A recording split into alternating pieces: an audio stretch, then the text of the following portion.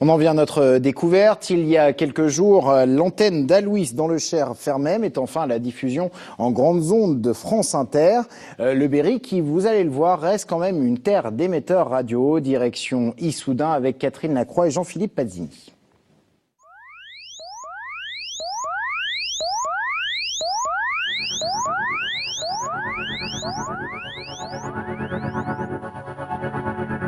Difficile de passer à côté sans les voir. Les antennes de Saint-Oustry surplombent la Champagne-Berrichonne depuis les années 50. Elles occupent 80 hectares répartis sur 4 communes. Elles sont aujourd'hui au nombre de 62 et peuvent porter en ondes courtes des programmes radio à l'autre bout du monde.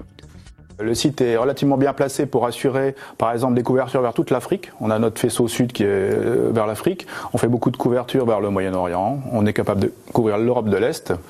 En utilisant une propagation à la nuit, on arrive à couvrir les Antilles et l'Amérique du Sud. Et notre frontière la plus à l'Est, c'est l'Inde. Au-delà de l'Inde, on n'a pas de capacité de couverture. Philippe Ordouilly est le responsable de ce site unique en Europe, géré par TDF pour le compte de clients cosmopolites. Le client majoritaire et d'ailleurs le client historique, c'est Radio France Internationale, RFI. Il représente aujourd'hui près de la moitié des heures de diffusion qu'on pratique tous les jours. Et d'autres clients internationaux comme le japonais NHK. Plus de 60 ans qu'Issoudun est devenu le centre français de la radiodiffusion internationale. Les ondes courtes ayant la particularité de se propager à une très grande distance de l'émetteur, le Berry a été choisi pour sa capacité à faciliter leur propagation. C'est en 1952 que le site est inauguré. Depuis, les progrès technologiques ont modifié profondément et régulièrement les installations. Aujourd'hui, 2 générations d'antennes cohabitent. Philippe Ordouilly nous emmène à leur découverte, direction d'un des bâtiments émetteurs historiques. Donc là, on est sur un bâtiment de diffusion dans lequel il y a 8 émetteurs de 500 kW. Et autour du bâtiment, on a 40 pylônes qui supportent 50 antennes. Ces pylônes ont une hauteur de au maximum 95 mètres. À l'intérieur, le site est presque désert. Automatisé dans les années 2000, il est piloté depuis la région parisienne. Dans la salle des commandes, seule la planisphère qui clignote en rouge montre l'activité des émetteurs. Les hommes, eux, sont là pour faire la maintenance d'installations qui doivent être en parfait état de marche tout le temps.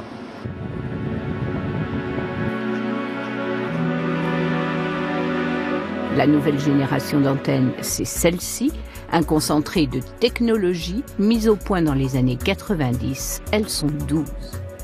Leur particularité, c'est qu'elles sont orientables. Ce sont des antennes tournantes. On peut les orienter dans n'importe quelle direction de manière à assurer une couverture, une demi-heure sur Moscou, 3 heures sur Dakar, et puis à volonté. Donc là, on est rentré à l'intérieur du bâtiment. Donc au plafond, on voit les capuchons noirs. Ce sont les boulons qui fixent l'antenne sur le toit du bâtiment. Autre particularité de ces antennes, leur base de 200 mètres carrés accueille un émetteur. Chaque antenne est donc autonome. Celle-ci s'appelle Amazon.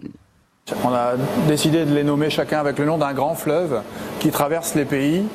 Ça symbolise le fait que nos diffusions traversent également les frontières de la même façon que les fleuves et permettent d'irriguer la planète comme un fleuve le fait. La maintenance de ces matériels sophistiqués est assurée par les salariés de TDF. Ils ne sont plus aujourd'hui que 17 à assurer le bon fonctionnement du parc d'antennes, comme Charles Pocan.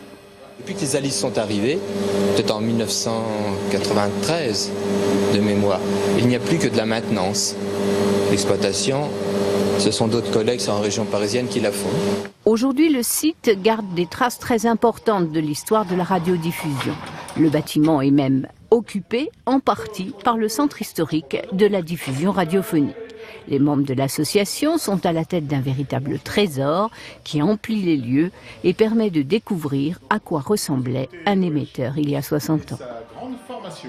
Ici Radio Saint-Oustry, ACHDR. Ici, vous êtes dans un bâtiment qui date de 1945, terminé en 1945, où il y avait des émetteurs ondes courtes, 4 émetteurs ondes courtes SFR, Société Française Radioélectrique, qui ont émis depuis Saint-Oustry, donc de 1950 jusqu'à 1974. Voilà, c'est un bâtiment émetteur. Les technologies évoluent très vite. Ce site existera-t-il encore dans quelques années ?